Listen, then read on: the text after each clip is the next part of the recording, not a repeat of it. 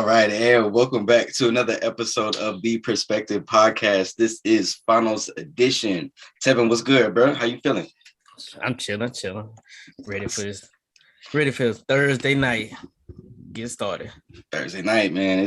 It seems like it's been kind of like it's the past few days have been moving slow. Like, you know what I mean? Like this has really been moving slow. But hopefully we get a long finals out of this whole thing. And I'm glad we got a game 7. I'll tell you that much.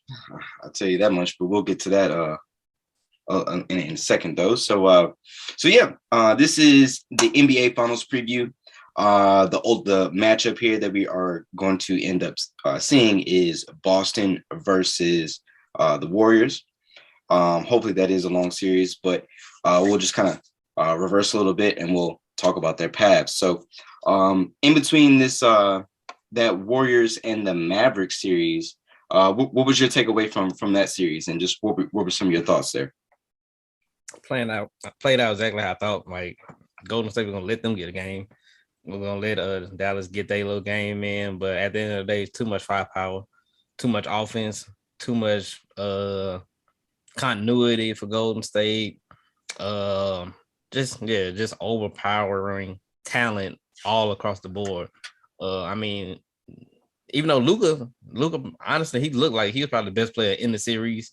But after him, the next 5 or 6 best players consistently was probably Warriors. And so, Dallas they ran into the bad matchup. They ran into a better team overall. So Golden State, they did what they needed to do. They got him out there real quick. Now they resting up. Steph had an okay series. Draymond played real good. Yeah. Despite all the texts and stuff, he played real good. Wiggins did his thing on defense, gave good contribution on offense. Clay started off rocky, but game 5. Clay. After game 4, Clay about to go off any game after game 4. So he went out game 5 with 8 threes, I think he made. Yeah. Poole was shaky. Poole was kind of shaky. He's been shaky the last 2 rounds. Yeah, he was kind of shaky this round. I think that that you kind of the inexperience kind of coming out of him. So he was kind of shaky. They put what else they did? Threw Moody in there. Kuminga didn't play much. I was surprised. But they gave Moody a run. I guess they kind of was like, we're gonna give you your turn. Kuminga had last round against Golden State. Against Memphis. We're gonna give you your turn. Let you get your feet wet because we might need you in the next series with these young guns. That's fair. So they did what they needed to do. Shout out to Luka for doing everything he could do to get the Mavs there. But he just, at the end of the day, he ain't have enough help. And we know that Dallas gonna be looking to address that in the offseason. Yeah, that's a fact.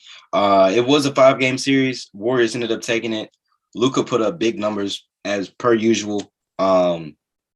But I think it's a couple things here in Luka's game that needs to be, how can I say, he's still young, so he's still developing. You know what I mean? And I saw the TNT guys, they were saying that Luka needs to speed up his pace and everything. Luka's pace is what makes him great so far. There's definitely, he can speed up his pace, and you know what I'm saying? And it was interesting what Jason Kidd said at the closing presser. He was saying that maybe guys can.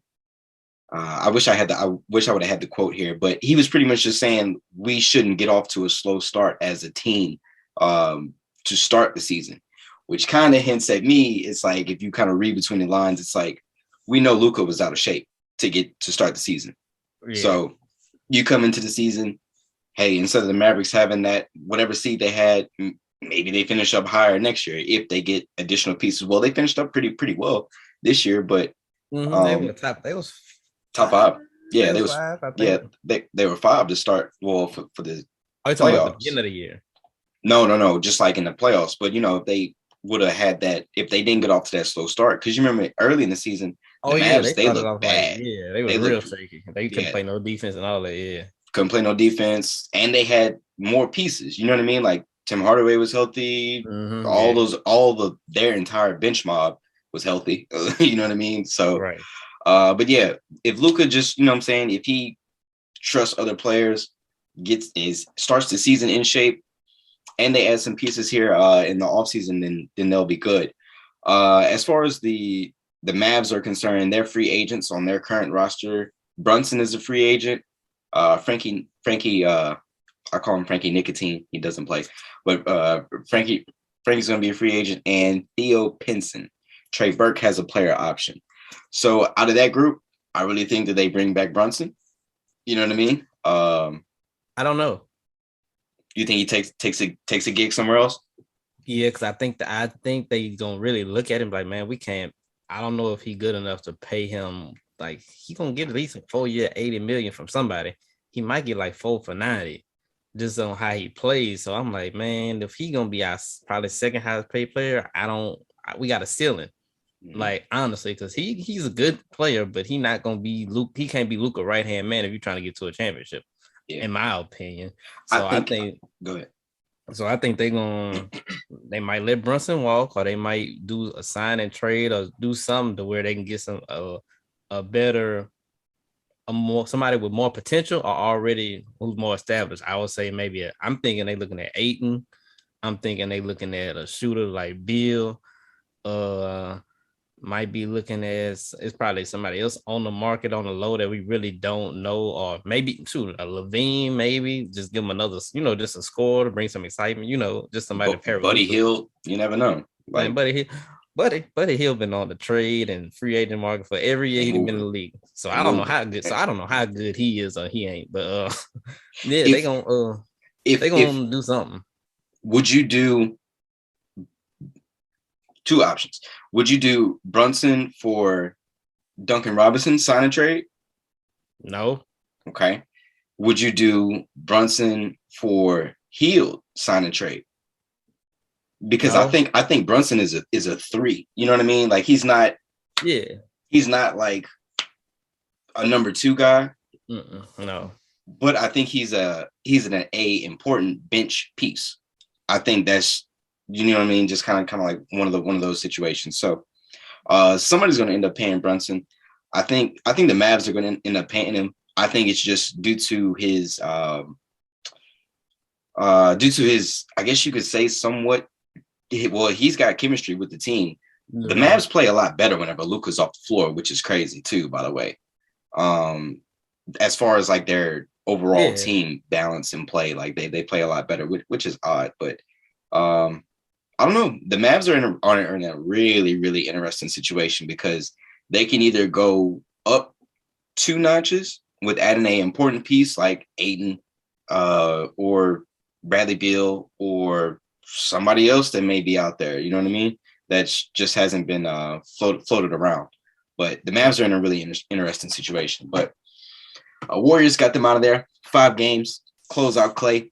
He had 32 points. Klay shot 16 threes in game 5. He made 8 of them. Klay is that dude whenever it comes to close out or back against the wall situations. Right. Like you said to your point earlier, he may have started slow in these past series with Memphis and Dallas, but when the lights are the brightest, you know what I'm saying, he do what he got to do. You know what I mean? Always. I ain't never. The only probably bad game he 7 or like something like that he had was that year they lost to the Cleveland. I think that's probably the only bad closeout game I ever seen him have. Yeah, that's a fact. Another piece about the Warriors here. Andrew Wiggins, he stepped up in a big way this series. Now, this may come off as hate, but it is what it is. Andrew Wiggins is supposed to play good against Max Keebler. He's supposed to play well against Bertans. Bullock and Bertans. And he's supposed to play well against Powell. You know what I mean? Yeah.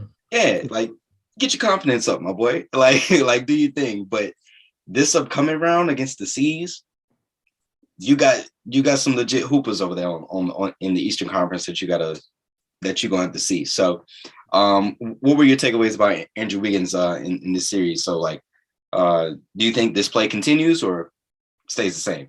Yeah, I think it continues because he don't have no really he don't have no pressure. Like, the pressure on him is to contain Tatum and Brown. That's the only pressure. They not asking him to score, even though he gonna get he gonna sneak around, get his 18 to 20. but the pressure is just on him to stay in front of your man, play good side of defense, play some good offense, move the ball, make your shots, be aggressive, and play some solid defense. So I think it's gonna continue. And then also he got his confidence up, and then he looking at it too, like, man, he was the number one pick in the draft. Absolutely. In what 2000, what year was it? This 22, so he was like 2004. Was he 14 or 15? About 14. I know he was in the draft. He was with Embiid. He was in the draft after because they the Kansas draft. That was Kansas. So I'm thinking I'm thinking 2015. I'm not sure, but I'm thinking 2015. So he came in, he was number one pick. He was supposed to be a franchise, that dude. Yeah, he was supposed to be the dude for a franchise, but now he kind of like fell into more his role. Like, I'm just a very, very good piece. I can be a great piece on the championship team. So he got all the tools. He got the athleticism to play with both of them. He can guard 1 through 3. He can guard small fours. And what I just been seeing is he just been real aggressive. Like, he don't turn down. Like, if he got an open shot, he just shoot it. He try to make his own shot when they give it to him. He try to attack the goal. Yeah. I just like he being aggressive, and I'm happy for him too. Cause dude I ain't say he got a bad rep, but like playing in Minnesota, having to be the number one, he wasn't built for that, especially not no team like Minnesota. Like, they was in the dumps. You know, maybe it was another team that had some good structure. They could have worked it out, but he was in the bottom. He was at the bottom, so he had to overcome a lot. Now that he with a winning team and see how you play winning basketball, like he done stepped up, and he been answering the call the last 2 years, honestly. Yeah, he's actually and to your point there about being with a winning culture, this might be the most winning that he's done since he's left Kansas. You know what I'm saying? Like, maybe since it's the only winning he done since he left Kansas. Yeah, because it was like Kansas, and he went to he's from Canada, so I mean, we don't really know too much about high school and things of that nature. But obviously, you know, you go to Kansas, you're pretty good. You know what I mean? So, right. Because the Wolves franchise, it's been in the dumps since Kevin Garnett was traded out of that building. So I mean, I'm happy for Andrew Wiggins. I hope this play continues. I hope it doesn't fall off. He's an important piece going forward. He could be the missing link, you know what I'm saying, for other franchises if the Warriors decide to not pay him going forward. But I guess that's a decision for down the line. But shout out to Andrew Wiggins. He's doing his thing. And the Warriors are kind of at this point here where their slogan a couple years ago was strength in numbers, right?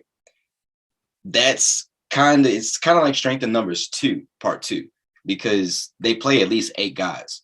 If you count Gary Payton II, you count Iguodala, you count Otto Porter.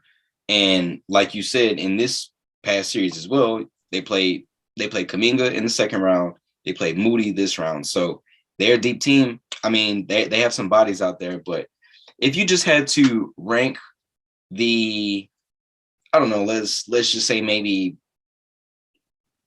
let's save that. We'll save that for the back end. We'll save that for the back end of the show. But the Warriors, they're a deep team. They're looking good. Steph is struggling from this free throw line. I don't know what is going on. Like, I don't know. It's odd. It is odd. And to anybody who missed on bets due to Steph missing all these free throws, I feel for you, because I may have placed a bet or two, you know what I mean? But I'm not betting no more. I promise I'm out. I'm out of the game. I'm not betting anymore. Bro, for me, it's too unpredictable. You never know what can happen. I just seen people miss out on thousands because of one little thing, or 10 points or 5 points. I'm like, man, it couldn't be me. I'd be too mad for the rest of the month. Literally. And so this series here, as far as like to just kind of put like a bow on this series here, it had a lot of blowouts. To be honest with you, really, like the finals, the conference finals on both sides, it had a lot of blowouts. Like, it was hard to watch a lot of these games. This series in particular was really hard to watch because, I mean, either the Warriors just jumped out and stepped on them early. I think the only 2-3 good games there that was in this series, it was like game 5. The closeout game was interesting.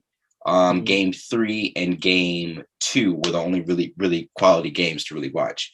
The Mavs made a late run in game 4. That game was not as close as the score says. So at all. Yeah. So any other thoughts on that series before we go ahead and wrap that one up? Nope. I'm just again so proud of Luka, because man, that team, if you really look at that team, they not supposed to be, their roster ain't supposed to be nowhere near no conference finals, but shout out to big Luka, got them boys all the way there. That's a fact. Shout out to Luka, man. Hopefully he gets in shape. I love the trash he talks out there too. I ain't gonna lie to you. You know what I'm saying? Like he just cold. That boy cold. Right. Ever since he stepped on the court, he knew he was too good for everybody else. Absolutely. And so Perk, I feel for you, my boy. Celtics and Heat. We caught game 1.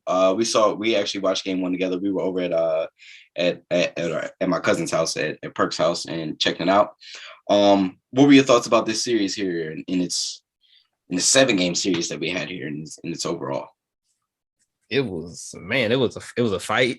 It was a fight because everybody was hurt. So it was pretty much the last man standing won. And fortunately for me, that was Boston. That they got through it. They made it through that test, because Miami put up a fight, although Miami was a tricky team. You know, although they was number 1 seed, I mean, you looked at the team as a whole, playing wise, you're like, man, they got some holes, like a lot of deficiencies. I put it like that. So you looked at it and like, well, how the heck they got the number 1 seed? But when you start thinking about it, well, they in the Eastern Conference. You're not playing Orlando, the Knicks, who else at the bottom? The Hornets, the Pacers. You're not beating up on all those teams. Magic, Pistons. You're not beating up on all those bottom tier feeding teams. So the playoffs, once the playoffs come, you need what wins is number 1. You gotta have the talent. Number 2, coaching. They got the coaching, but they don't have the all around talent to be a team like Boston. Boston was just a more talented basketball team at the end of the day. If the Heat had one more offensive threat, they could have won not easily, but they could have won this. Like the series could have been won by them just by having somebody else who can get one piece, just somebody else who can get a bucket when stuff break down. They ain't had nobody that could throw it to in the post. They ain't had nobody who can really take you off the dribble. Nobody who can break the defense down and make mismatches for other players. So that was their downfall. That's what I saw. That's why I picked Boston going into the series. I'm like, they're just too talented. Like once their defense lock in, like who's gonna score besides Jimmy Butler, as you saw. They let him get a heat. Well, they didn't let him get off. He got off his games. He definitely did. But nobody else got off because they can't, because they don't have the skills. They don't have the ability to really just score buckets like that. Right. You're gonna let PJ Tucker shoot them shots. You're gonna let Struz try to drive the basketball. You're gonna let Deadman come off the bench and shoot some mid-range jump shots. Vincent. I don't trust none of them. I don't trust y'all yet. Y'all gotta show it to me. And that's pretty much how Boston did it. They're like, y'all gonna have to show us that y'all can do something outside of Jimmy. Special attention. Once we box Jimmy, just put Jimmy in this box. Don't let all those other shooters and people get off there. Like, we got a good chance. And Tatum, he did his thing. He wasn't as efficient as he was the round before, but he still did his thing. Marcus Smart made some good plays this series, and Al Horford he had a couple big games. He played like at 2009 Hawks at Atlanta Horford, because he was everywhere, offensively, defensively. He made all the big, good veteran basketball plays, and that was the difference in the series. It's just they didn't have nobody else that can take that offensive pressure off Jimmy Butler. And I don't even think if Hero was healthy, I don't think he's to me, I still don't think he would have been enough. Not enough. Because I mean, like we talked after game one, and I believe Jimmy Butler, I believe he had 40 plus in game one. I think he had like 15 free throws, something like that in game one. A lot. And if you notice, to your point, like JB had 47 in game 6. Yeah. He almost gave them a 50 burger. You know what I mean? Like, if you need 50 points from one person to beat a team, you need some more help. You need more pieces. And he had to do it twice. You know what I mean? So right. Those free throws help. This series and overall, it was super physical. I loved it. It reminded me of like mid 2000s basketball. Once we got to talk about the refs. Yes. Let's wrap this. We're gonna talk about the refs in both series. Yeah, on both sides. This series, it was extremely physical. It reminded me of 2000s basketball. I absolutely loved it. I knew that this series was going to be low scoring because, I mean, it doesn't take much to beat the Miami Heat as far as offensively. 107 points is enough to beat them on a nightly basis, especially whenever you get to 110, 113 up there. They don't have enough firepower no matter what they do. Injuries on both sides. Marcus Smart, I believe he had a foot injury. Al Horford had COVID for game one. Tyler Hero had a groin injury, not enough scoring. It was just Rob Bennett. He was in and out the lineup. He was nicked up. Knee injuries. Jimmy Butler had some knee swelling. Did Lowry miss a game 1 or 2 or something like that? He missed 2 games with a hamstring injury from the previous round. Yeah. Dealing with the Sixers. Right. So that's been an injury that's just carried on. You got to be careful with those hamstrings and calves, things of that nature, because those are super, super sensitive there. But injuries on both sides. Like you said, last man standing. I absolutely hated all the flopping that went on in this series. I think that it's embarrassing. And I think that kind of goes into that conversation with the refs as well. So, I mean, it's really hard. It's really hard for you having so many stops in play, right? The refs got to go over here. They got to check this out. They got to look at this. We might as well have this referee conversation right now. The refs, they have to stop and go take a look at everything. Was this elbow intentional? Was this elbow just a natural basketball motion? Was he in legal guarding position? Did he beat his man to the spot for the block? Right. Did he move on the screen? Did he extend his hip into his knee on purpose? I'm like, was the flailing hand? Was that serious? Like, I'm like, come on, bro. Like this, we got to do something. Like something has to be made. A lot of people made a thing about that Max Strus 3 over there by the Heat bench that was overturned in Game 7. A lot of people made a thing about that, but my thing is the Heat missed like 10 free throws that game. So, I mean, that 10 free throws, I mean, they lost by, if the score was 196. 5? Yeah, that's about like 5. Yeah, it was 196. It was a 4-point game. You make 10 free throws, you got 106, and now you're forcing Boston to really score. And on top of it, that late run that the Heat went on, because first of all, Marcus Smart took like 5. He took 5 shots. The last 5 shots of the game, he took them. They were all like just bad. And it was like he was naked. He was wide open, like literally wide open. He just clanked them all. Like that's true. That's what they wanted. Yeah, they knew he was, first of all, they knew he was gonna shoot him. And number 2, they wanted him to shoot him. So just before we get off, really just get into this series heavy, like real heavy. Let's just have this chat about the refs real quick.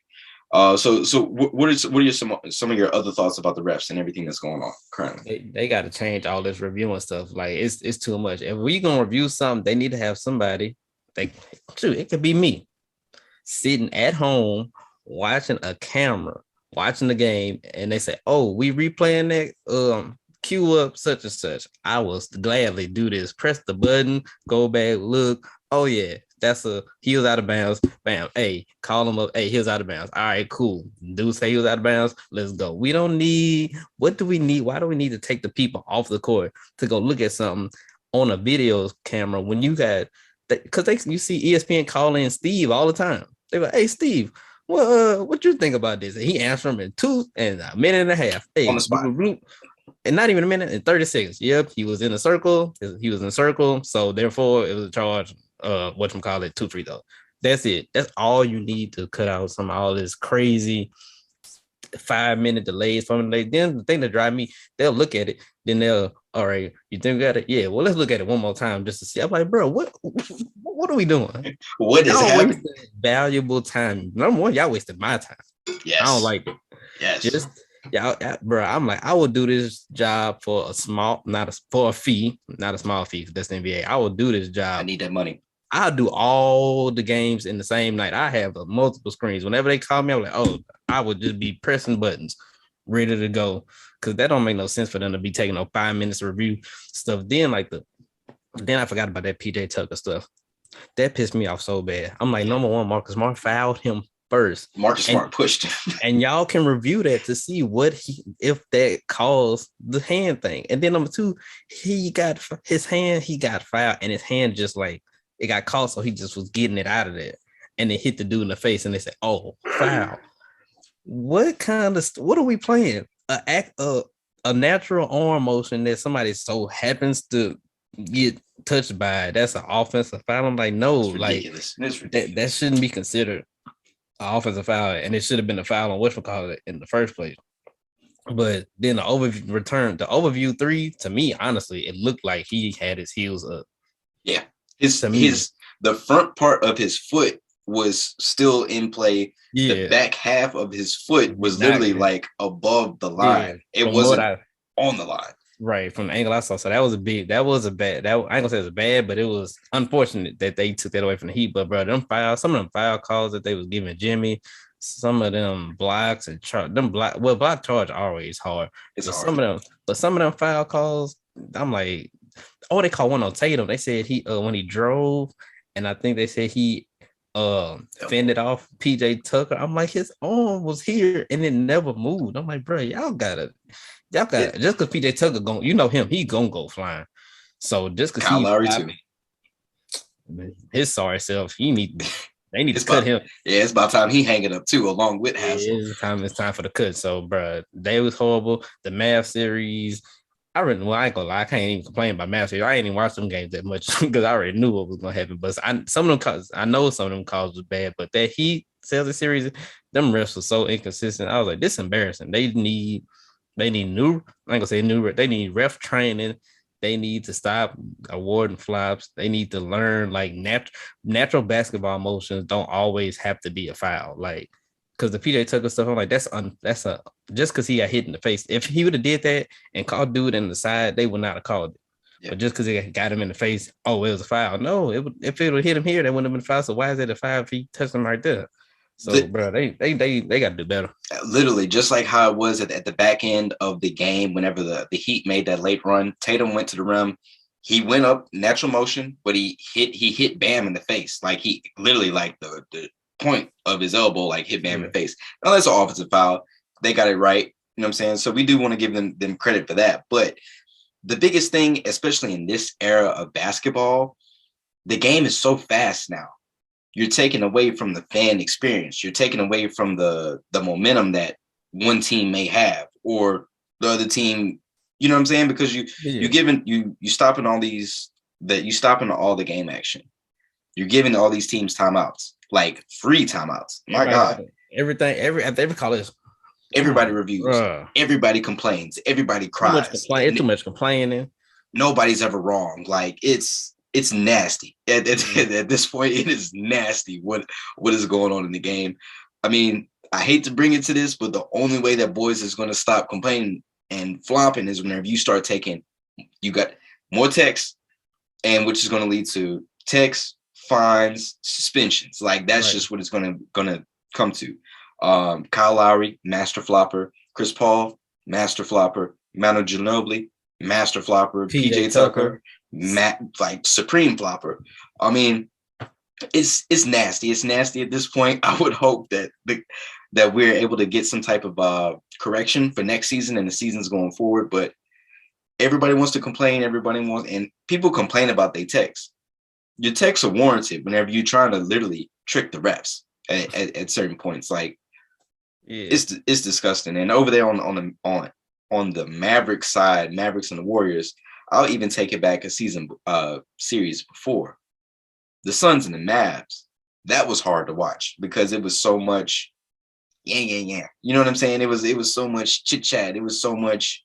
Was this egregious? Was this dirty? Was this a flop? Like it's just bad. I seriously hope that the league gets it together, and they actually have like a dedicated phone, the green phone, since we got a green lamp on the scores table now. Like, let it be a green phone.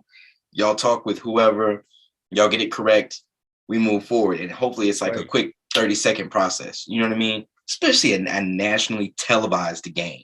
Have somebody dedicated to it. Bro, we in the age of the internet. You can see stuff so fast. Like, it don't make no sense for them to have to leave the court and all three of the refs got to walk over there and go look at this. I'm like, you can easily just press the button, tell dude, hey, was it a foul? Was it not? And if he get it wrong, then that's on him. But for the most part, he should get it right because he's looking at the replay. Like, just like 90% of us are gonna get it right. Like, he should get it right almost every single time. He gonna have his, they gonna get it wrong. Whoever he or she, whoever doing it, gonna get it wrong sometimes. But like, come on, bro. It don't take that. And then another thing.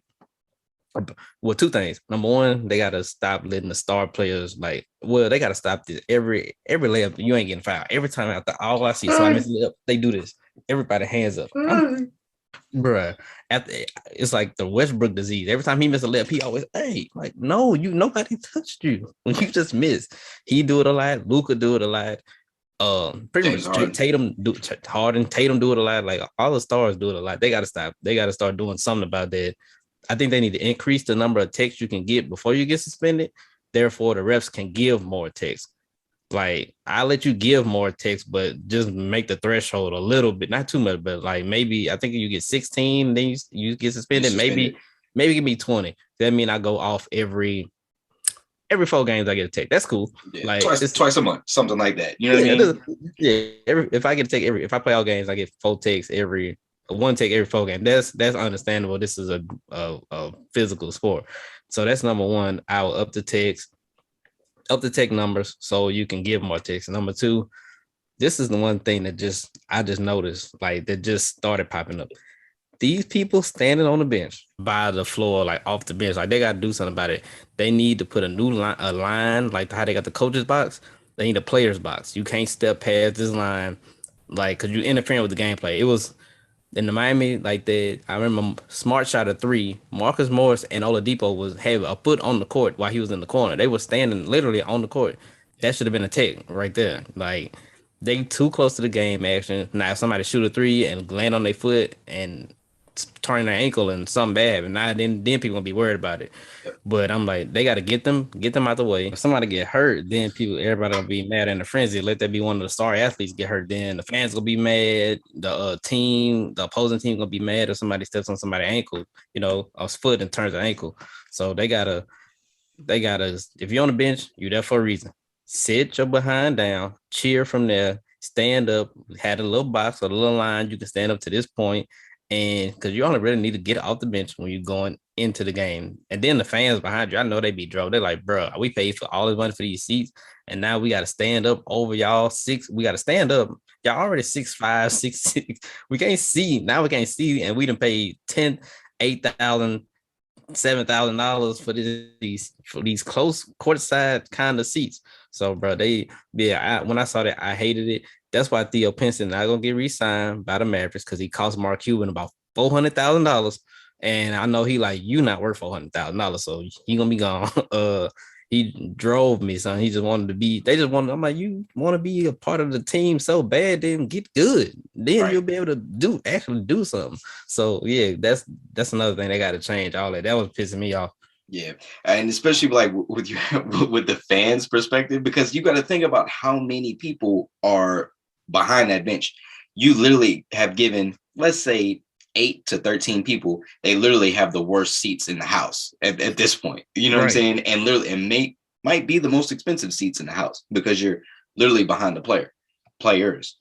And another point too, where the vertical line meet and the under the basket line meet, everybody can hang out back there. Like, behind that line, but not like on the side, like with the seats of the bench. Yeah. If you're more so like at the where like the ball boys and like the towel boys all and girls where all they be right there, cool, you can post right there. But if you literally like on the court, you're breathing on the court. There was a clip that's going around of Kyle Lowry. Somebody was in the corner shooting a three, and Kyle like whooped at him. And it's like, are we just gonna let that roll? First of all, and then the other great thing is he was fouled out. So I'm like, you still kind of being a part of the game, kind of, if you behind somebody yelling at them while they on the court. Yeah, literally. And there's no telling what else is happens and that we miss. And another thing too is, you remember the year Kawhi, I think this might have been KD's first year with the Warriors. Whenever Zaza Pachulia stepped on Kawhi's foot, whenever he was closing out on that three, and then that's whenever they implemented the protected shooter space. Right. Now that happened live action. That's a court injury. Yeah. Something like that could happen, but from the bench perspective. So that's exactly why you have to change this rule. Because if you remember during that series, whenever Zaza stepped on Kawhi's foot, the Warriors were getting spanked. They was getting spanked. They was getting whooped, and he was locking KD up. They was up 20 in the first game one. They was up 20, and that happened. That changed everything. Literally, the whole NBA history changed right there. You know what I mean? Yeah. And so, I mean, they definitely have to do something about this in order to clean up the game. The refs have to make this a quicker process. Headquarters and league office, please fix this.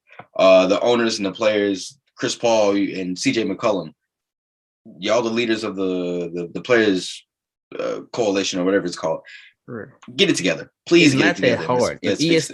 If ESPN can know how to get it quicker, like, come on, bro. Like, y'all just take from them. Like, oh, that's how they get theirs. They hired an old ref, and he tells them his perspective. Let's hire a current. You can hire whoever the heck you want to hire, old ref, current ref, and they can tell you if it's a foul or whatever, and we can go ahead about our business.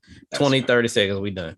Yep, we in and out, and that a legit ref. You know what I mean? And especially I think there needs to be I wonder how the funnel system works for the referees in the NBA. I wonder if it's just like a class, or if you come up from college or like how do you become an NBA ref? Yeah, so it definitely needs to be a better funnel system in order for us to get all this together. While we on refs, I had a random thought earlier this week. Don't know why. Like, you know how we all like people like refs are kind of like a part of the game now. Like, but I blame like the media and stuff. Like, we should know who the refs are. Like, at the tip off, don't say, oh, and the referee, don't be like pointing out like this is Scott Foster.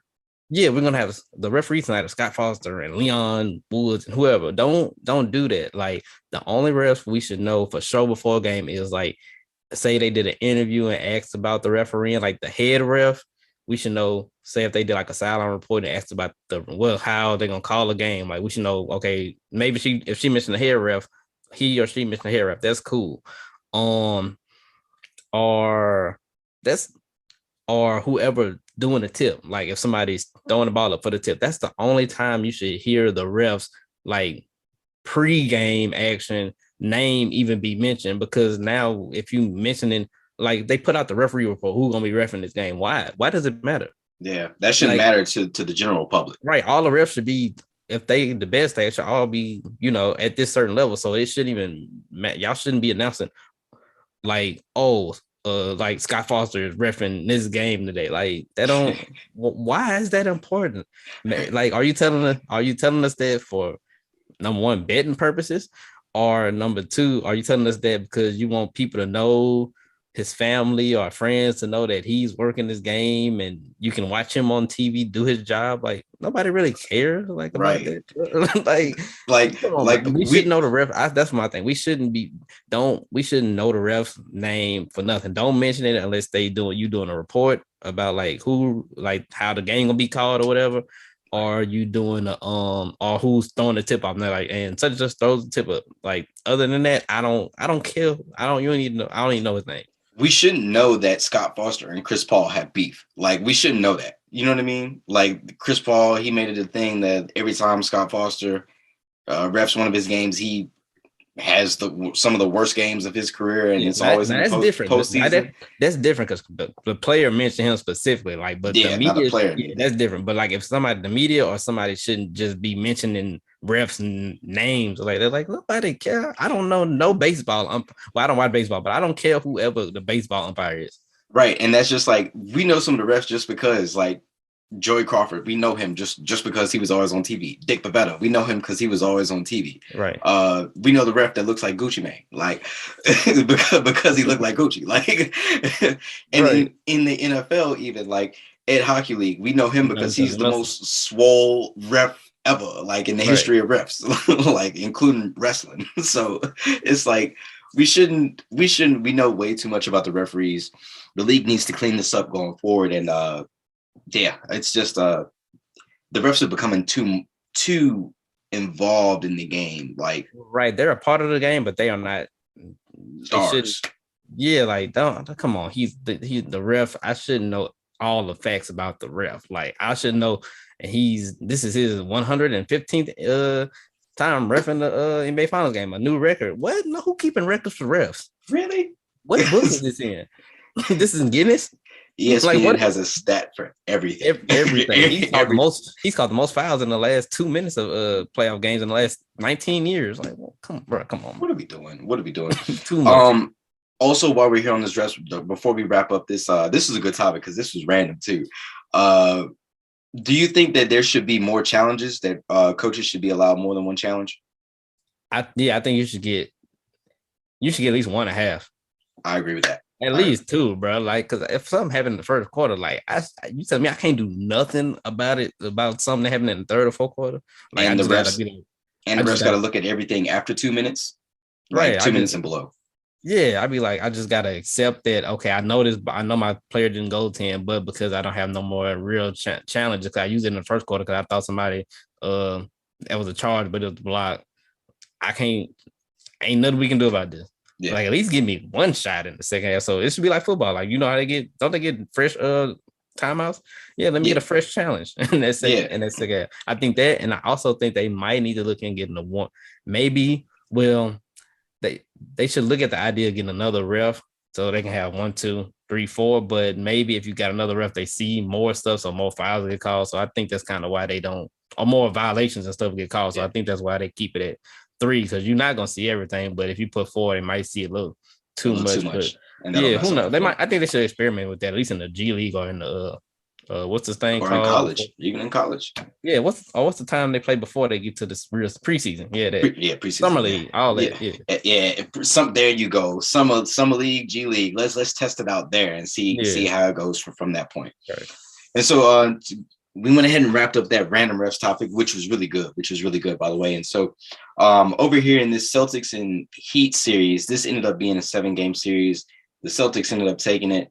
The Heat just did not have enough firepower at all. Jason Tatum, he not efficient, but he did okay. You know what I'm saying? He did okay. Jason Tatum, I know that Jaylen Brown, he ended up having a 40-point game in one of these games. So that was definitely good to see. But Jason Tatum, his run continues. He's went through KD and Kyrie first round sweep action, may I add. Second round, he went through the defending champs in the Milwaukee Bucks 7-game series. They did what they had to do, and now they went through the Miami Heat, and your favorite word, culture. They went through the Miami Heat and the culture of the Miami Heat. And so, do you think that Jason Tatum he's taken that step from star to superstar? Or do you think he still has some more room to grow? Oh no, he a superstar. Now where you rank him is kind of, you kind of get tricky, but he's there because he does everything you need a superstar to do. Oh, you need me to get a bucket? All right, I can make it. You need me to make a play? All right. You need me to get a stop? All right. You need me to hit these free throws? For the most part, I think, all right. You need me to get to the goal when. All right, like ain't no point he can be effective in almost in a lot of almost every like the major aspects of the game, he can dominate in those major aspects. Like he can dominate in a major aspect of the game, whether it's passing, shooting, rebounding, defending, getting steals, whatever, leading, just leadership. Period. He can control a game with the ball in his hands. Yeah, he got all the tools. He a superstar. Like, ain't too many people you can put on a team and just lead them, but he one of them. He's a all around threat. Like, he's not the best 3-point shooter, but when he shoots it, I'm afraid. You concerned? Yeah. I'm like, I think he gonna hit it. Yeah. And he just got he got the mentality. Now it's looking like he only 24, so we've been putting this pressure on him since he came out of Duke. Because we was all like, man, he's the next, like, maybe he's Kobe, maybe he's the next Pierce, or he's the next great wing player. Everybody was always saying it, but he started off so hot. When his team got so deep into the playoffs, we kind of like expected. I think we expected too much of him at a young age, but now he's matured. His game matured, body's matured. And it's coming together at a great time. So he answered when I forgot, he had one bad game, but then he came back to the next game. I think he had like 35 or 36, 30, something like that. Yeah. And I was like, that's what a superstar do. Bad game. All right, we're gonna brush that off. We gotta win this next game. I'm gonna step up, do my thing. We win it. He's a superstar, but where you rank him is whatever. But he in that club. He in that club now. Yeah, it's game 3. He had a really bad game. 10 points. He shot 3 of 14 from the field in 41 minutes of game time. Terrible. Yeah, you can't get much worse than that. But rebounded later on in the series. Game 6, he shot 9 of 12, had 30 points on 12 shots. Hard to do. You know what I mean? Hard to do. They lost game 6, but he responded. He had 2 30-point games. He had a 29-point game, 29, 27, 10, 31, 22, 30, and 26 in the closeout game 7. 26 and 10, may I add. So not bad. Jason Tatum, he's definitely doing his thing. He stepped up. I saw some Celtics Twitter. They were kind of mad that he had the 24 band on because, the Lakers Celtics thing, but that's his inspiration, man. Like, right. I ain't mad at nobody for doing that. And I give a lot of credit in this series to Coach Ime Udoka. He did his thing. And I give a lot of this team's progression credit to him because it's obvious now with the Brad Stevens experiment that they hit the wall or they hit their ceiling rather, because you run into LeBron James, you know what I mean? And right. And we were talking to our pre-pod, they pretty much ran their entire squad back from that 18-19 season. You just remove Kyrie, you know what I'm saying? You just remove Kyrie out of the mix. You replace Kyrie with Derek White and Pritchard. Grant Williams and Pritchard, and you got the same squad. Right. That, you know what I'm saying, that lost to LeBron in that season there. But the Celtics are definitely on a good run. Jaylen Brown, he showed up this series as well. He had a 40-point game as well in this series as well. Jason Tatum took some, at a certain point, it kind of looked like he was starting to kind of force it a little bit. But then that's when, certain timeouts happen, or maybe a review or a ref situation happened, and coach pulled him aside, was like, yo, like, just make the right play. Coach Udoka's his focal point in this whole series was making the simple play. And sometimes the simple play is the best play. So yeah, that's what you saw in the last 3 or 4 games. Last 3 games, you saw what Brown, he was trying to do some of the games, he was trying to do too much. He was over dribbling, he was getting too deep in the lane, and Udoka was like, bro, calm down, make the pass, come, stop, think, make the pass, make a pass. You don't have to try to score or one-on-one every single time. Just make a pass. If you ain't got it, pass it. You ain't got it, pass it. It's gonna come back. The ball gonna come back.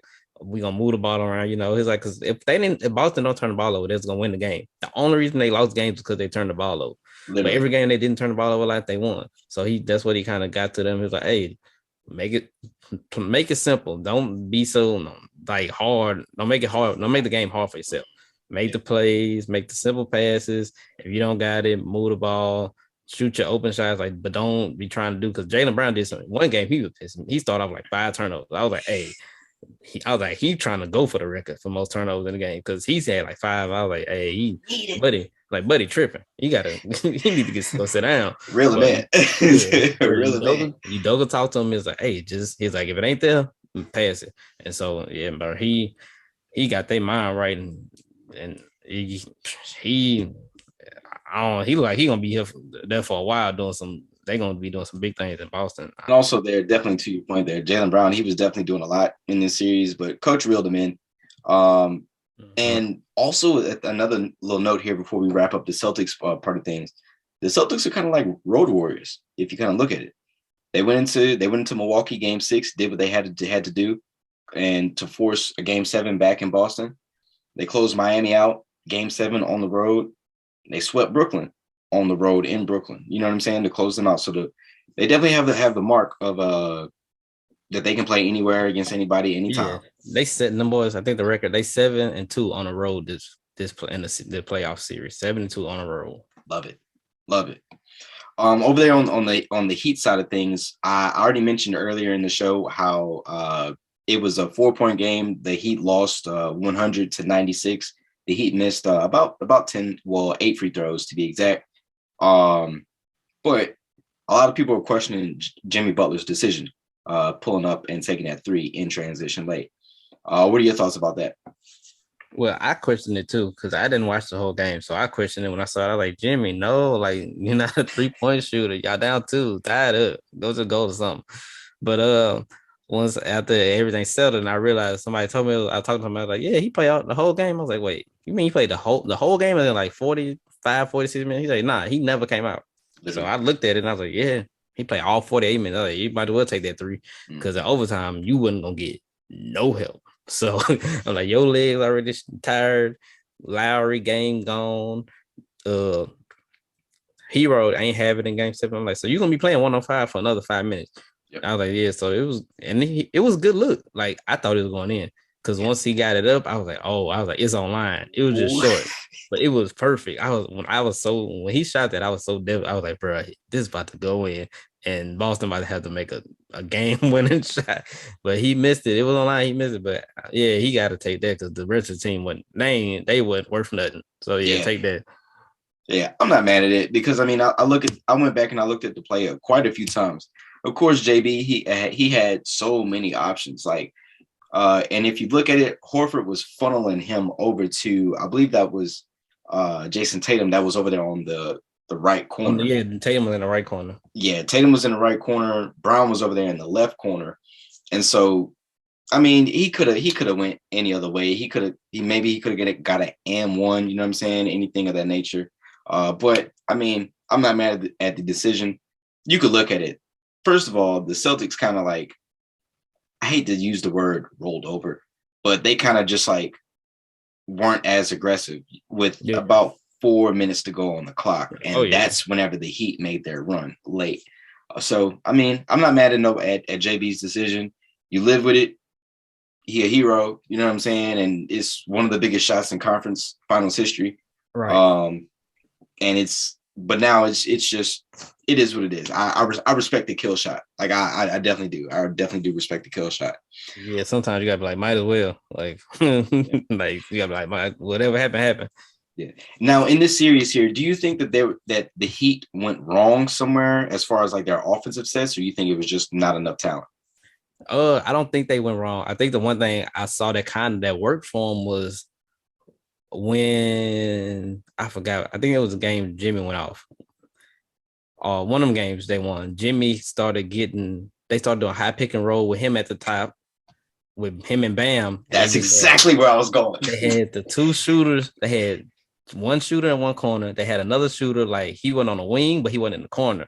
Yep. Then they just had Martin kind of out. He was and Martin was in the corner. So you could leave Martin because he really, he's not no shooter, but he can make us. He can probably make a shot.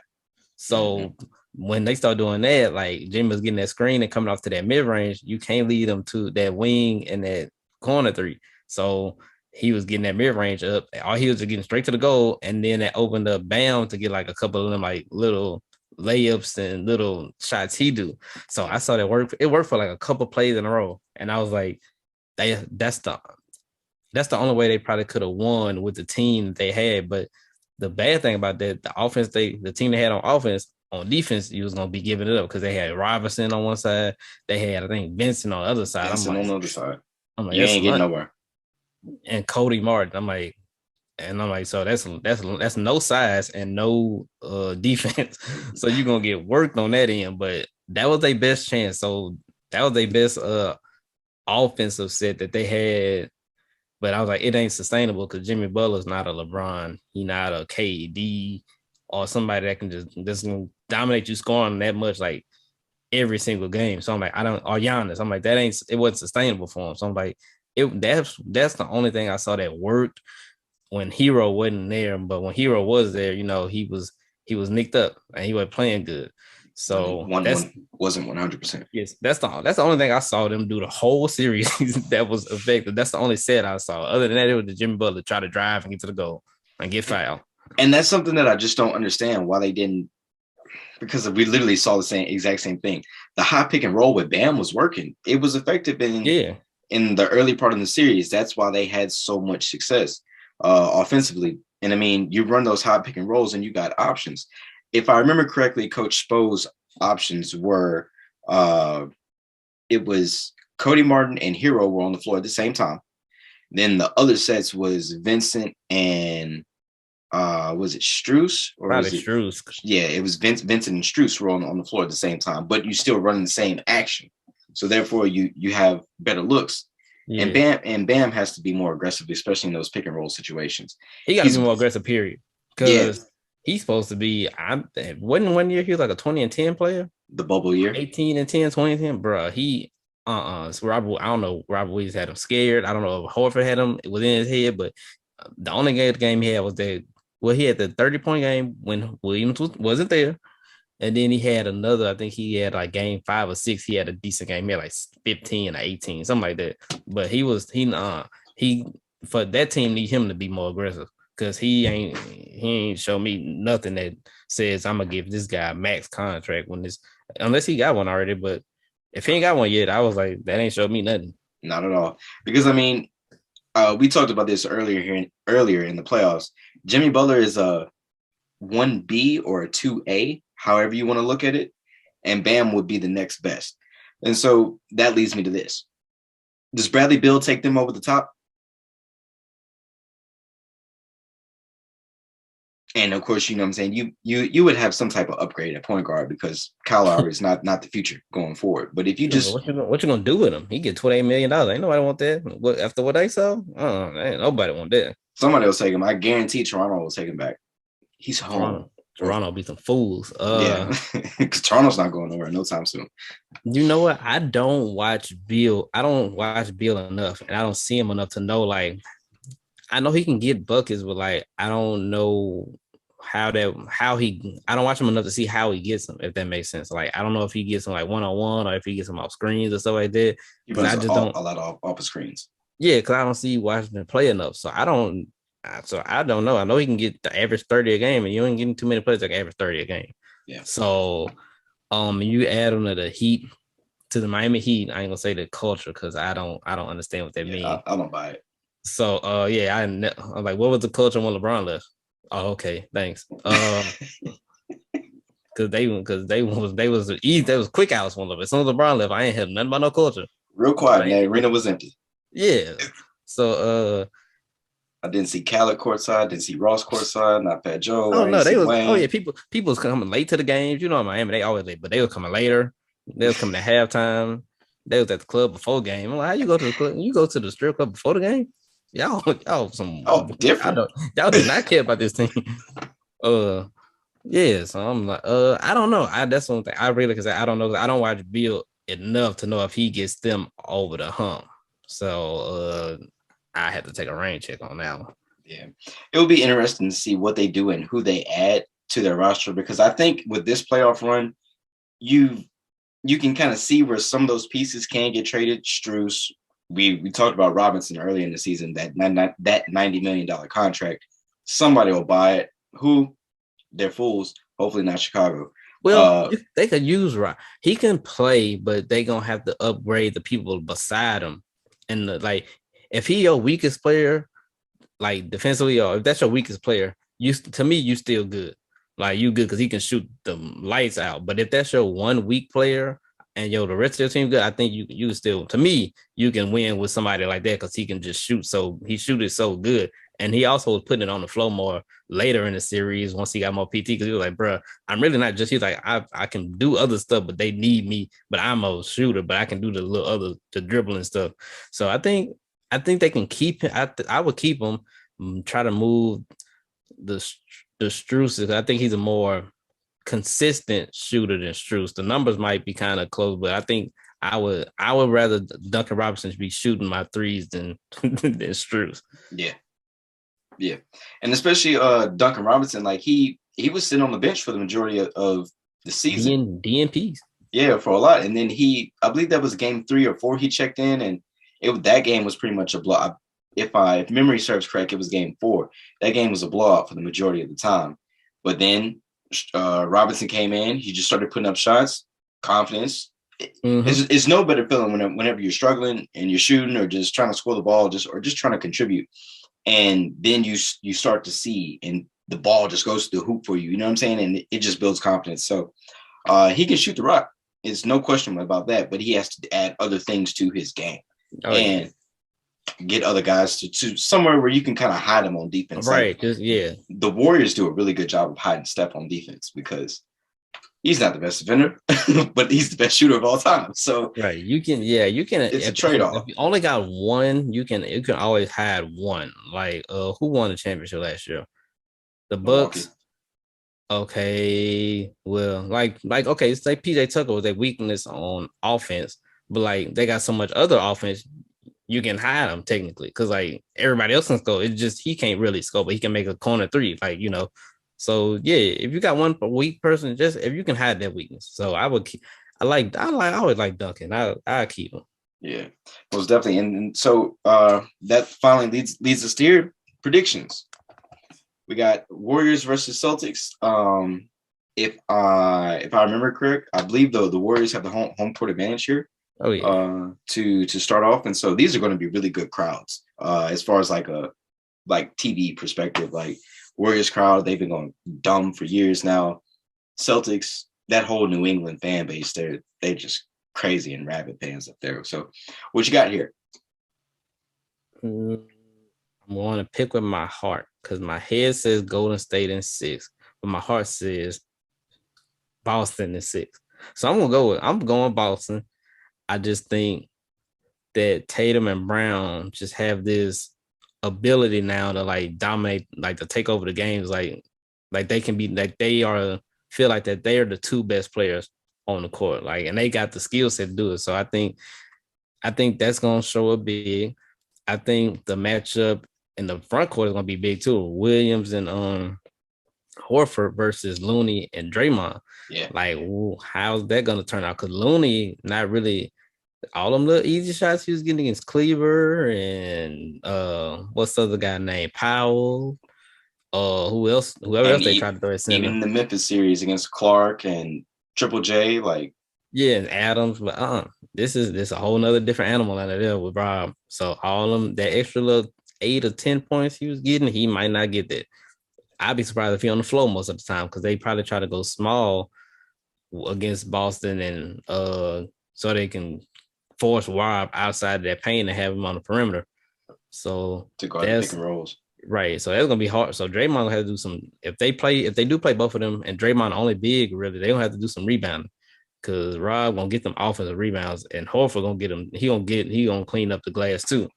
Yeah. That's my thing about it. Like that inside, I don't think Golden State will be able to get to the inside. So they're gonna have to shoot the lights out. And we all know they can. But I think that the perimeter defense of Boston is good enough to not to contain multiple of them from going off. Like if I can see maybe one person getting off for a game, but I don't think Clay gonna get off and Poole gonna get off. or Steph and Clay gonna get off, or shoot, God forbid, I don't think all three of them gonna get off in the same game. So I think Boston is gonna have the defense to do that. Now I'm scared because the Golden State Warriors are the best team at moving the basketball that I've seen since the 14 Spurs probably. Yeah. So all the Golden State teams since Steve Kerr got that move the ball, but they're gonna move the ball, they're gonna move themselves, and that's gonna be the challenge for Boston because I think offensively Boston gonna be able to get some of the stuff that they want. Like it's gonna be kind of tough on Tatum because I feel like Draymond and Wiggins gonna be the primary guards on him, defend on him. But other than that, Brown, I think he's gonna be able to get to his spot, elevate over Clay. Marcus Smart is bigger than Steph. I think if he wants to get to the lane, he can, drive, body him up. My boy, hey, Grant Williams, bro. He been coming out the bench. He's been the unspoken piece to this team for Boston because he allowed them to play small but still be big because he only like 6'6", 6'7", but he looked like he about 255, 260. That's a big boy. So and he be knocking down on threes. So clutch corner threes. I think Boston has just one of them years where it's time for a different team. Like like when the Raptors won it, like it was just somebody else's time. So I think it's gonna be this might just be Boston. Who knows? This probably could be Boston only one time, like Toronto. But I think this is theirs. That's what I think. Yeah, and so with I'm gonna take Warriors in 7. I'm going Warriors in 7. I think what we'll see a lot early is in this series is a lot of I think they're gonna try and trap Steph in between with Smart. I think they're gonna put Marcus Smart on Steph as the primary defender. In those switching situations, you're either gonna bring Tatum or Brown up there to with the other defender or the other offensive player is going to bring Tatum or Brown, and they're going to try and trap Steph. That's going to leave a lot open. So I think that's the first thing. The second thing is I wouldn't be surprised if Boston kind of reverts a little bit and goes back to turning the ball over a lot, like how we did in this series, the Eastern Conference, and even against Milwaukee, they turned the ball over a lot against the Bucks. Yeah. And I think a lot of that comes with experience and just the moment and where they are and everything in between. This is going to be a 7-game series. My key matchups in this is going to be Curry versus Smart and Tatum versus whatever they do. That's going to be Tatum versus Andrew Wiggins. So I think that's going to be that's going to be more interesting. Not what Wiggins can do on the offensive end. What he does on the offensive end, that's a plus. And that's going to be a plus for whatever you can do. But as far as defense is concerned, he takes the challenge. He takes the challenge of playing defense. So I do respect that. So, and you never know. We might see where Draymond may even clutch situations and clutch moments, last 2 minutes of the game, whatever the case may be, depending on how the rebound situation look or just how the flow of the game is going. I think we may see Draymond matched up with Tatum as well. So because Tatum's supposed to be that dude, they're gonna throw Draymond at him, and Draymond is the ultimate aggravator. So that's gonna be interesting to see. So I got Warriors in 7.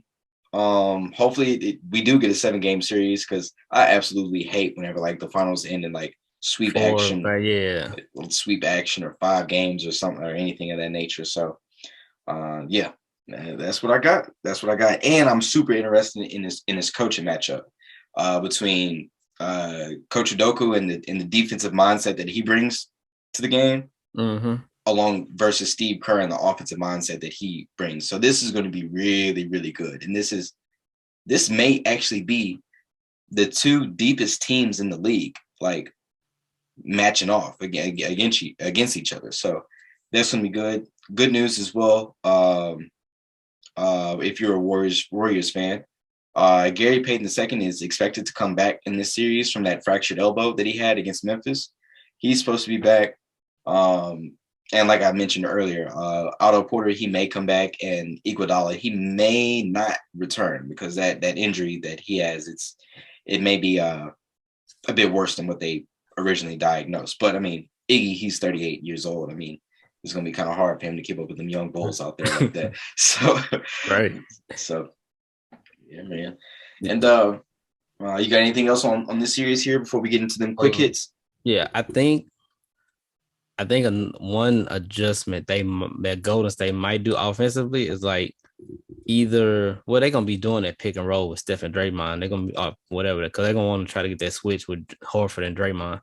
But I also think they're gonna be doing some stuff where Draymond's handling the ball primarily and doing a lot of off-ball stuff with the other players. So Horford isn't like, in the back line, like communicating like the defense, like, cause that's probably where he's the best at, like being on that back line, like calling out stuff and reading plays and stuff. I think they're gonna try to have him more on the perimeter, like occupied with Draymond doing Draymond stuff while all the other action going on. That's something that I would do as a coach if I was Steve Kerr. Absolutely. And then there was a stat that you sent me. I actually meant to work this into the show previously. But there was that stat that you sent me that the Western Conference teams have won the majority of the series, going back to the California and Texas teams. They've won the finals. I can't find it anymore. I was trying to look for it just now, but they've been California and Texas teams. They've been dominating the finals over. I think it's let's just call it the last decade or maybe even two. Oh, no. Was, that goes back to the it 80s. Was since I think it was since the 80s. Mm-hmm. Or was it the 90s? It's the 80s because you got to go back to the Showtime Lakers. Because I'm trying to think, the only teams that have won it that were outside of Texas have, like, recently, I would say the last 30, let's say since 90, was the Bulls, Pistons, Celtics, Raptors, Bucks last year. Bucks. So, no, it was since the 2000s. It had to be since the 2000s. Or was it? Shoot, I don't. Dang, I wish I had it somewhere on my phone. I don't know where it is. Yeah, I can't even find it. You sent it. Man, I'm about to find it. It was a good stat. We got to hurry and put this in here. This was a real good stat that my partners shared with me, and I sent it to you. Let's see. I sent it to you. And another thing, just while you're looking through that, looking for that stat there was it's news here. They've named these trophies now. So the Eastern Conference gets the MVP. The Western Conference gets the MVP trophy. Steph Curry won the Western Conference MVP. I believe that's named after Magic Johnson, and the Eastern Conference MVP is now named after Larry Bird. Jason Tatum, of course, won that. And of course, it's just real interesting, man. It's just I like the fact that the league is honoring those legends of the 80s, and just a past time. So hopefully they name something after Kobe soon. So right, because at first I was like, somebody asked, like, well, why didn't they name the Eastern Conference after LeBron? Then when they start thinking about it, like, well, if you name him, how would you feel naming a trophy after somebody's currently playing? Like, what if he went? Well, he's in the East, he's in the West now, but it was like that's kind of weird. Yeah. So it's cool that they honoring them now. Like, I guess conference. So now I guess conference MVP is gonna add to your legacy now. Yeah, it's weird. It's still weird seeing players hold up like because it looks like the Finals MVP trophy. Like, it's just weird to see that, but. I respect the league for, what I'm saying, and Adam Silver and the guys up there and the ladies up there for just saluting legends of the past. I definitely do respect it. Oh, well, I can't find it. But yeah, I can't find it. I don't know where. I forgot where you sent that to me. I forgot if you sent that to me on IG or if you texted. I can't even find it in a text thread. Man, it was such a good step. But yeah, the only other pretty much the West has been dominating. The California and Texas teams. California and Texas have been dominating the Western Conference, wasn't it? Yeah, because I think the only team to make it out of the West since I think it was the 80s that was not a California or Texas team was the Supersonics. Trailblazers and the Supersonics. Yep. Trailblazers, Supersonics, and since the 80s. Trailblazers, Supersonics, and I think I'm trying not to miss one. I'm trying to go fast.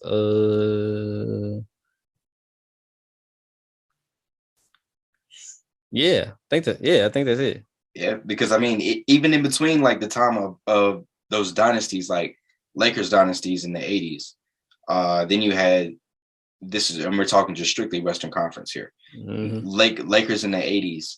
The Lakers had a run in the early 2000s. They started off the 2000s. The Spurs won. They won once in the 90s. Then they had their dynasty in the 2000s. And the Warriors in their dynasty on the front half of the tens and right. Because Dallas got theirs in twice. Houston got to the finals twice. 96, 97. Yep. Well, yeah. And we forgot one team, Phoenix. They got to the finals in the 90s. And Phoenix. So it was only like 3 or 4 teams that wasn't from California or Texas that got to the finals in the last since 19. I think that was 79. Yeah. So I mean, hey, if you're a betting woman or man, might want to bet on the California team. I don't know. Don't take advice from me because I'm not a gambling expert. And yeah, I don't even want to talk about it. So, you got anything else here before we go ahead and wrap on up? Okay. So I'm hearing all this. Hopefully, no breaking news happens after we wrap up here because we're recording this during the daytime. So, Joe, right? Steph legacy talk. Don't know what that means. Because he's the only player. Well, him not winning those MVPs, those final MVPs, people hold him against him. I'm like, but if you look at those finals, he had great. His numbers were great, and everyone except the one against the Cavaliers. But all the other ones, the ones they won, his numbers were like 28, 7, and 7. So Steph needs his respect. He don't need a finals MVP to solidify him as one of the, to me, he already one of the 15 greatest players ever. Like, would a finals MVP move him up to like 12 or 11, or would just a win in a ring move him up to like 12 or 11? Because then they'll have what, 4? Yeah, more than Bird. Yeah, more than Dr. J. Well, he already got more than Dr. J. More than Bird, more than Dr. J. Tie with Shaq and Kobe. More than D Wade. Tie with LeBron. Double than Durant. Double Hakeem. Tie with one behind Tim Duncan. Yeah. And he changed the game. Like, he changed the whole, like, ever since he got drafted. I would say the year I would put in is probably like ever since 2014. You ain't never seen this. People never shooting threes like how crazy they've been shooting them. But the last 7-8 years, that's all teams do. Oh, shoot threes. Even teams that can't shoot a lick gonna shoot 35 threes a game. That's just what he's made the game into. Like, just how fits his impact on him. So yeah, bro. All this stuff talk, all this stuff foolishness. Now don't put him too high. I heard somebody say so who was that says, what was that Pat Bev crazy stuff talking about his legacy can rival LeBron? I'm like, bro, stop it. Never. Stop it. LeBron James has changed the game in so many different ways. Like, LeBron has dominated the game for so long. He made it look too easy to where he don't get the respect he deserved. He got to 8 straight conference finals in 9 and 10 years, and people were like, oh, but he didn't win the finals. You know how hard it is to get there 8 years in a row? Pat Bev hasn't been to the finals once. Me and Pat Bev tied for 275,000th on the playoff on the finals appearances in NBA history. We tied. I'm actually tied with Pat Beverly at finals appearances, and I ain't played an NBA game since I came out the womb. Just buried Pat Bev right there. I love it. He's down. He with me. So talk all that craziness he wanted. Right. And isn't next year 20 for Braun? Like, it's year 20. Year 20. I mean, it's still playing at a high 20 level. years. 20 years, man. And he's went to what? 8 finals? 10 finals. Not too bad. Not too bad. By numbers, he's gone half the years he's played, he's been in the finals. Boys would dream to get to the finals. A lot of boys being in the league, and they gotta like ring chase, and they know, and from that era back then in the early 2000s, boys didn't ring chase until they were 34, 35, and that was old back then. Right. You know what I mean? Nowadays, Chris Paul is 37, all-time great. I give Chris Paul his flowers. He's great. LeBron is, what he does to take care of his body, it's absolutely amazing. I mean, get him in his flowers. We no Pat Bev, no Pat, no. Can't do that. Can't do that. Won't go for that. Steph Curry's legacy is amazing. Steph's legacy can only go up. It's nothing that can happen to him that will make his status drop. Like, it shouldn't, because he's already 34. He might be 30. Like, it shouldn't. He's been to the finals. This is sixth time? Yeah, sixth time. Yeah, this sixth time, because he's 3-2. He lost to Toronto and LeBron. So not bad. You lost to Kawhi Leonard, which is that was just Kawhi's his super year. Like, you lost to two of the for sure 50 greatest players of all time. Like, I put Kawhi in the top 50. He probably top 40, 30 to 40. He might be top 30. Yeah. At his peak. Yeah, because I mean, plus a lot of what Kawhi was doing great. Kawhi could have been greater sooner, but the Spurs system held him back a lot. Right. And injuries hurt him from doing it longer. Yeah, absolutely. And so that's going to be interesting to see what the Clippers look like next year. I wonder if they do any type of roster reconstruction. Well, I'm not going to say reconstruction, but what they do to their roster to get better. Right, because they would have, in my honest opinion, I think they would have won. They would have got to the finals last year. Yeah, I think they would have healthy. I think they would have got to the finals. Absolutely, their window is closing. This Clippers team's window, that window is closing. But So you got anything else on the list there before you go ahead? We should go ahead and shut it on down. Let's see. I feel like we touched on everything. We did the East Conference last. We slandered how terrible Kyle Lowry was. Oh, got one more person to slander. The great, the legend of the Heat, my Udonis Haslem. Shout out to you for this being hopefully your last season in the NBA. It was fun while it lasted. We enjoyed your 9 points and 7 rebounds per game for the 27 years work you put in, and establishing this Heat culture thing that I don't know where it comes from, and for being the world's greatest coach / mascot / bench warmer. Bench filler. one time for Udonis Haslem. One time. Just absolutely amazing season. He was just distraught in Legacy Hallway or whatever they call it for the Miami Heat. He is the culture, but I guarantee you, UD, your playing minutes won't be missed. Won't be missed. Especially not these last. Especially not these last. About 8 years. Right. So, I'm waiting for that the Udonis Haslem documentary come out from the Miami, from braids to fade, the Udonis Haslem Miami Heat story. Doc. The 3-part series documenting his entire career run as I think he was undrafted. University of Florida. Or he was either undrafted or he was like a late pick. But he got there. His journey to the league. He got skinny. He starting. They won a ring. He got a little older. The team got a little better. He went to the bench, was a good contributor on that other championship team. And then the last one, he hung enough for the ride. And ever since then, he's just been a great Miami. I would say he's been a great Miami citizen. How hard is it to just like not dress out and for him to just like put a suit on and sit next to like Alonzo Mourning, or he could just put a polo on and just sit right next to Caron Butler and Chris Quinn? Well, those, I think, everybody, I think this is hard.